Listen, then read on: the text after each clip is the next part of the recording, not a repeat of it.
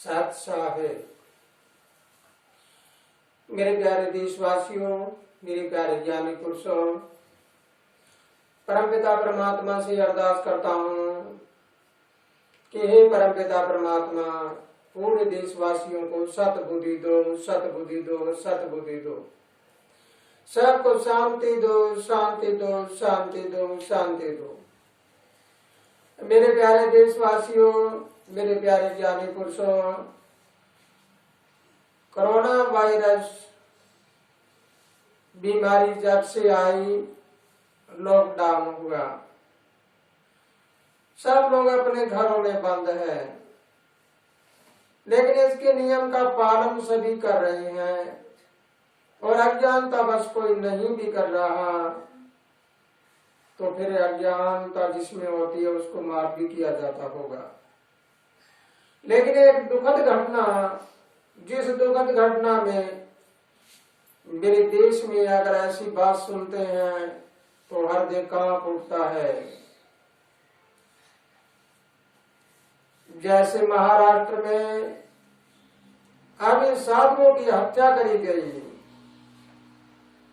उन साधुओं का क्या दोष था, लेकिन ये हत्या करी क्यों गई, इसके पीछे क्या था? इसके पीछे उन लोगों में बहुत भारी जड़ता, अज्ञानता है। लेकिन पहले ऐसे लोगों को पहले से दिमाग में उनकी ये बात रची हुई होती है।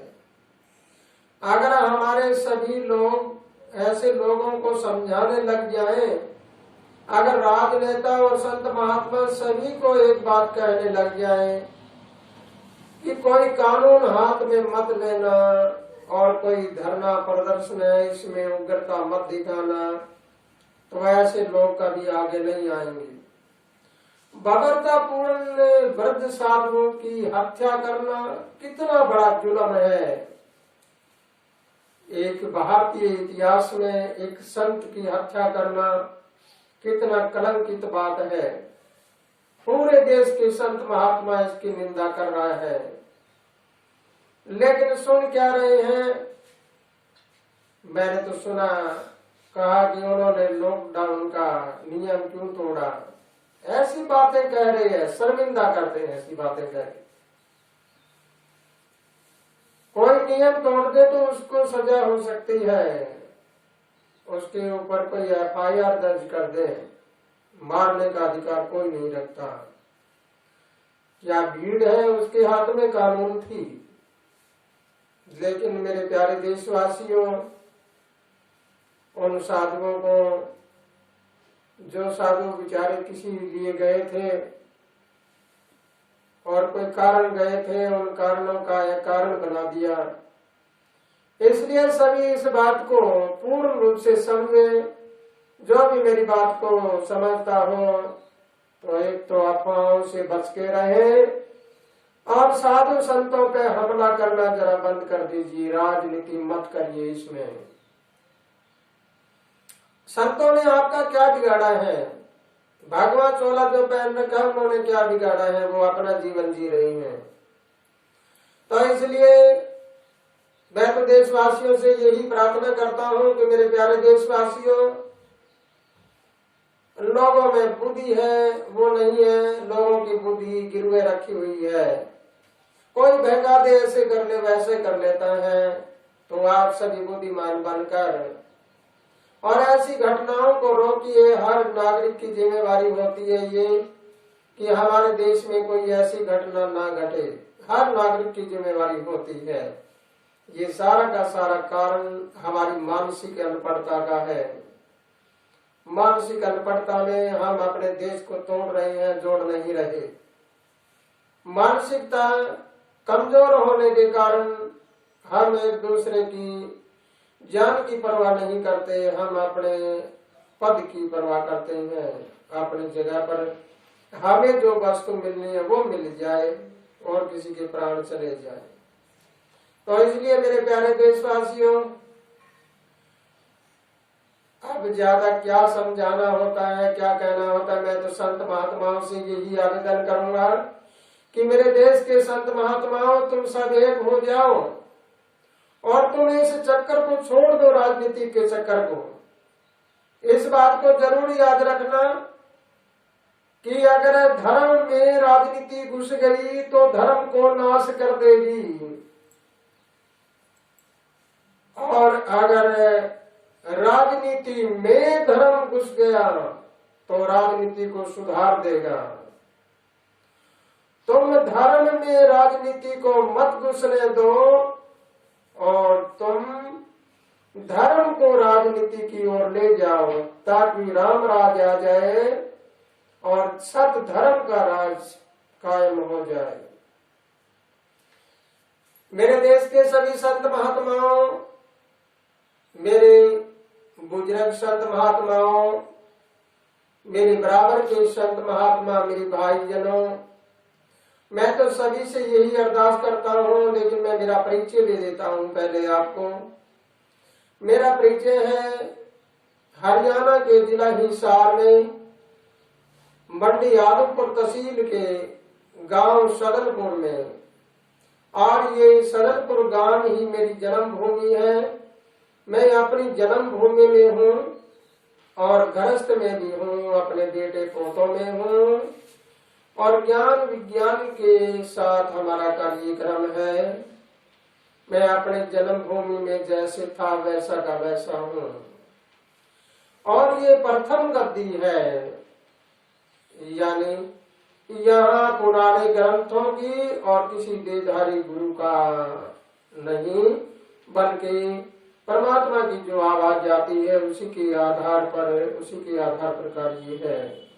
तो इसलिए मैं तो सबको यही आवेदन करके कहता हूँ कि मैं तो सबसे छोटा और सबसे मिलजुल के रहने वाला हूँ। मैंने तो देश के आगे भी झोली फैलाई कि तुम मेरी झोली में तुम्हारे वाद विरोध, लड़ाई झगड़ा, तनाव डाल दो, लेकिन उसका नतीजा तो उल्टा होता आ रहा है। जब मांगते हैं कुछ और मिलता है कुछ। तो मेरे प्यारे देशवासियों, अगर इस बात को समझते हो, और मेरे प्यारे संत महात्माओं, अगर तुम मेरी इस बात को समझते हो, तो जरा दो पक्ष हैं, एक सत्य और एक असत। सत्य पे चलने वाले संत महात्मा अपनी राजनीति को छोड़कर तुम राजनीति की ओर इस प्रकार चलो ताकि उसको सुधार दो। मानव धर्म का प्रयोग करो, मानवता का प्रयोग करो। अगर तुम्हारे में मानवता आ जाती है, संत का काम होता है शीलता, संतोष, नम्रता और शांति पैदा करना। तुम सब देश में शांति करा दो, जाति धर्म समाज के चक्कर को बंद करवा दो। अगर तुम सभी संत महात्मा एक होकर और राजनीति की ओर चल पड़ोगे, राजनीति में घुस जाओगे सारे संत महात्मा, तो तुम्हारे वाले नियम चलाओ, राजनीति के नियम नहीं। संवैधानिक दायरे में जो बात होती है वो संवैधानिक दायरे में ही हो।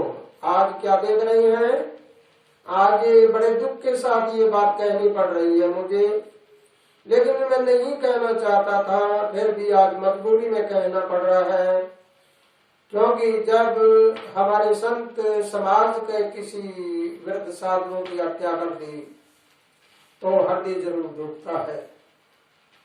तो इसलिए मेरे प्यारे संत महात्माओं, अगर मेरी इस आवाज को तुम सुनते हो, अगर तुम सत्य के बारे में जानते हो, तो सत्य और असत्य दोनों में तुम निचोड़ करके देखो। आज हम पहले कहा करते थे और आज क्या कह रही हैं। पहले हम कहते थे कि अंग्रेजों ने कहा फूट डालो राज करो, लेकिन आज क्या हो रहा है, कोई किसी जाति को लिए बैठा है, कोई धर्म को लिए बैठा है, कोई समाज को लिए बैठा है।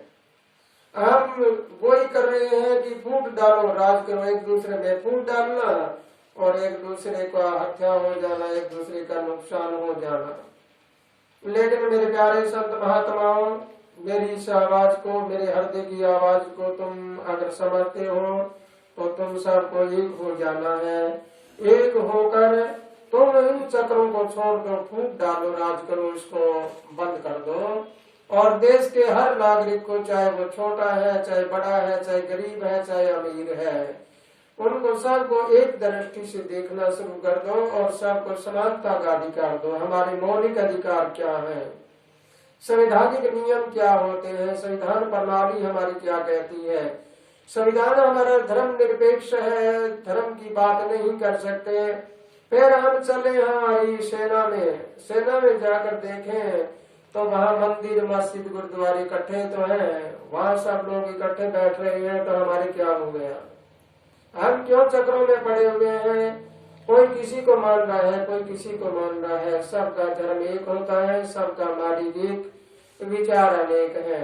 तुम अपने अनेक विचार में जरूर रहो, लेकिन शांति का प्रयोग करो। शांति प्रिय जीवन जीना होता है, उस जीवन जैसा कोई जीवन नहीं होता।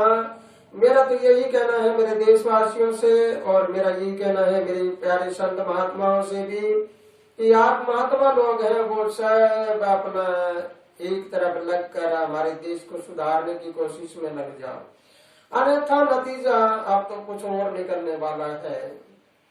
और मैं भी यही सोचता हूँ कि जब कोई सत्य की बात ऊपर आती है उसको दबाने के लिए उस पर हमले होते हैं। तो इसलिए मैं ज्यादा कुछ ना कहता हुआ आज यही अरदास करूंगा मेरे प्यारे देशवासियों से और मेरे प्यारे संत महात्माओं से कि मैं अपनी झोली मांगता हूँ तुम्हारे आगे कि देश में शांति कराने के लिए सब संत महात्मा एक हो जाए, और नहीं तो जैसे उन महात्माओं के साथ हुई ऐसी सब में भी हो सकती है, तो नहीं बख्शेंगे। क्योंकि आज तो हम देखते हैं कि राक्षस बुद्धि ज्यादा हो गई है और संत बुद्धि बहुत कम है, एक दूसरे के ऊपर प्रहार हो रहे हैं, सब लोग अपना अपना राग अपनी अपनी डबली बजा रहे हैं। तो इसलिए आओ हम सब मिलकर चले, हम सब जातिवाद को भंग कर दें, और हम संत महात्मा भी अपने अपने अलग अलग हैं, वो उसका आश्रम वो उसका आश्रम वो उसका नारा, संत भी सारे एक हो जाए, एक हो जाए। हम अपनी अपनी प्रणाली चलाएं, कोई बात नहीं होती, लेकिन हम हैं तो एक ही, हम एक ही परमात्मा को मानने वाले हैं, फिर हमारे में फर्क क्या होगा। तो इसलिए मेरे प्यारे देशवासियों, मेरे प्यारे संत महात्माओं, मेरी पुकार को सुनना, मेरी नाशों को देखना और मेरी झोली को देखना, और ये झोली को देखकर सब जगह शांति कराओ शांति कराओ शांति कराओ शांति कराओ। इसी के साथ सभी को नमस्कार, सभी को प्रणाम, सभी को अस्सलाम वालेकुम, सभी को आमीन, सभी को सत साहेब।